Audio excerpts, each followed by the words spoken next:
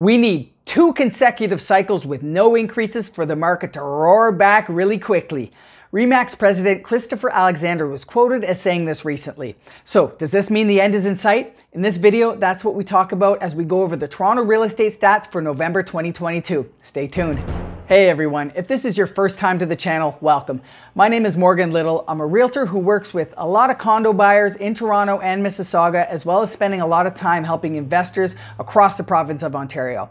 If at any time you want to chat about buying a home for yourself or an investment property, don't hesitate to book a call by clicking my Calendly link in the description below, and I look forward to connecting. Okay, we've seen a continual drop in sales for 8 straight months now, but in November, it's the smallest drop we've seen yet. Does this indicate that it's the beginning of the end of the Toronto real estate market crash/correction, depending on who you speak with?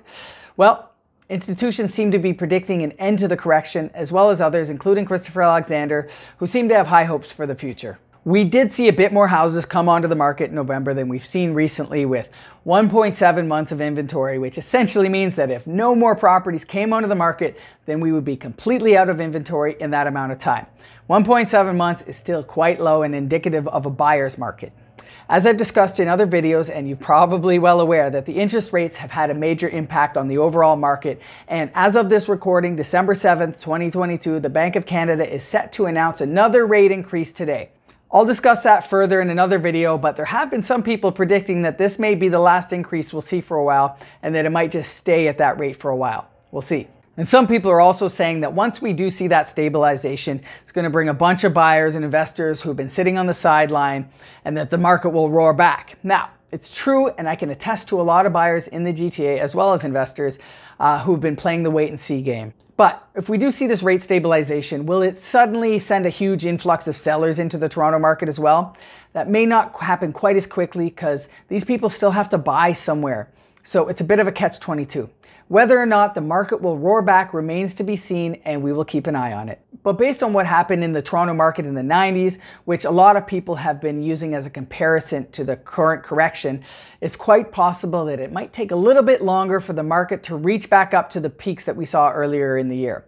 During that time in the 90s, it actually took about 13 years for the prices to get back up to where they were before the correction. Now, that was a different time, and I'm not saying history is going to repeat itself, but it often does rhyme, so it's good to be aware of what happened in previous cycles to help guide us as we navigate through the current situation.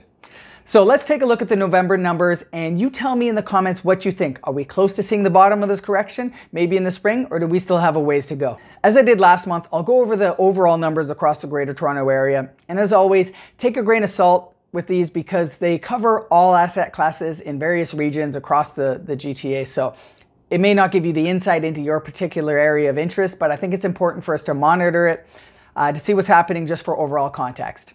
Now, if you do want to discuss your personal real estate journey, like I said, book a call with me and I look forward to connecting. And that being said, I will go over the condo numbers in Toronto and Mississauga, as that's where I've been spending a lot of my time lately. So if you are in the condo market, you'll want to stay till the end. All right, let's get into it.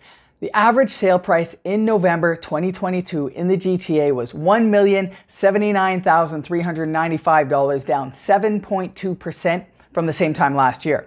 While the number of new listings was at 8,880, which is down 11.6% from just over 10,000 last year. And the topic of most conversations, the number of sales in the GTA were at 4,544, down a whopping 49.4% from the same time in 2021. Yes, this is a big decrease, but we've seen this trend over the last several months, and it does appear to be slowing. Now, days on market is about the same at 33, and that's the only number that's up from last year, so I suppose that's a win. But let's get a little more granular and talk about the condos and condo townhomes in Toronto. Starting with condo townhomes in Toronto proper, the number of sales was 111, down from 123 in October, with an average price of $856,777, down from $863,310 in October. Number of new listings at 220, down from 263 in October. So nothing huge there, but a slight decrease. Condo apartments in Toronto proper. Sales of 899, down from 888 in October. Nothing major there. Average price of $734,797, down slightly from the $740,374 in October.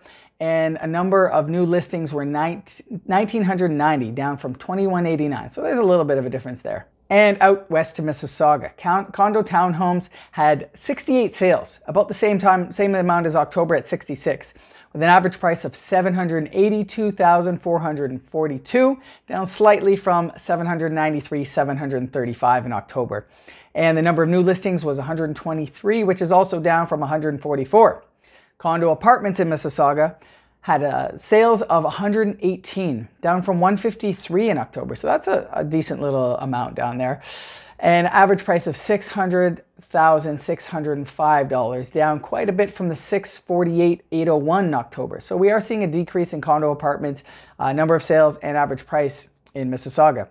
Number of new listings as well, down from 337 in October to 251 in November. So as has been the trend recently, everything is down slightly from the number of sales to the average sale price and the number of new listings. However, we aren't seeing the drastic declines that we were seeing in previous months. So yes, it appears we could be on the road to stabilization. Now, one thing I would like to mention before I go is that a lot of people who were looking to sell have decided to lease their units or houses. And conversely, a lot of people who are waiting to buy have decided to just rent for a year, see what happens. This is a big part of the lack of inventory for sale on the market, because people who aren't getting the price that they wanted to, they're just not selling. They're realizing that there's a higher demand for rent in the rental market. So rents have been pushed up quite a bit recently. According to Zumper.com, as of December 3rd, 2022, the average rent for a one-bedroom apartment in Toronto is $2,296 a month. This is a 24% increase compared to the previous year, with the average rent for a one-bedroom apartment in Mississauga going for $2,118, and that is an 18% increase compared to the previous year. So that about sums it up for your November 2022 recap. Again, at any time if you want to chat about your journey or the market in general, click the link below and I look forward to chatting. Till then, I'll see you on the next one.